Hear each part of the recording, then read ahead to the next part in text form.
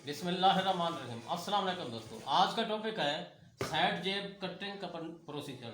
बहुत सारे स्टूडेंट्स परेशान थे, कह रहे थे सर साइड जेब की लंबाई और इसका अर्ज कितना रखा जाता है। आइए देखते हैं फार्मूले के हिसाब से। जैसा कि सिली हुई है, अब इधर हमने साइड जेब लगानी है। अब ये साइड जेब का हाथ डालने वाली ये जगह जो है आपने मालूम कर ली है एक दफ़ा। जैसा कि ये जेब का हाथ डालने वाली जगह है, इसको एक दफ़ा, फिर ये दूसरी दफ़ा, फिर ये कितनी दफ़ा, तीन दफ़ा, फिर इससे 2 cm यानी आधा इंच ज़्यादा। अब इसके ये अर्ज कितना रखना है, जितना ये जगह है, ये जगह हाथ डालने वाली, इससे आधा इंच ज़्यादा रख देंगे। अब ये पीस हम इससे अलग कर रहे हैं यूं, और इसको इधर से यूं अलग कर लेते हैं।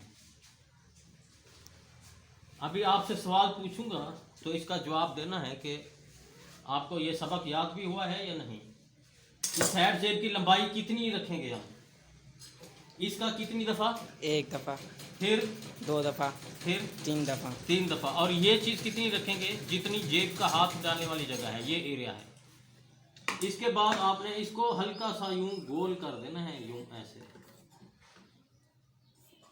इसके बाद ये सीधा सीधा नीचे तक ले आना है, तो ये आपका मसला हल हो जाएगा। बहुत सारे टेलर मास्टर और नए स्टूडेंट्स परेशान थे, सवाल कर रहे थे, कॉल कर रहे थे, कह रहे थे सर साइड जेब की लंबाई हमें कैसे पता चलेगा, छोटी कमीज़ है, बड़ी कमीज़ है, मोटी है, पतली है। तो वो फार्मूला आपको मिल गया है कि इसको आपने लंबाई को जितनी हाथ डालने की जगह है 3 दफ़ा करना है, और इसका ये एरिया आपने एक दफ़ा करके आधा इंच सिलाई के लिए रखना है। अगला सवाल ये है कि स्टूडेंट्स ये पूछते हैं कि इसकी थैली कितनी रखें। थैली भी इसके हिसाब से, इससे आधा इंच ज़्यादा। अब जैसा कि ये लंबी है, इसको आप ऐसे फोल्ड करें तो जितनी जगह ये है इससे आधा इंच ज़्यादा रख के आपने ये सिलाई वाली थैली बना लेनी है। इसकी इधर छोटा सा कट लगा देना है। जब सिलाई लगाएंगे तो ये आधा इंच जो हमने ये रखा था इस हिसाब से यूं सिलाई लगा देंगे इधर तक, इधर से यूं। ये बेहतरीन अच्छा फार्मूला है, इसको आप अपनाएं। अपना ख्याल रखिएगा, चैनल को लाइक और सब्सक्राइब करें ताकि ये हमारा मिशन आप तक आसानी पहुंचता रहे। अल्लाह हाफिज़।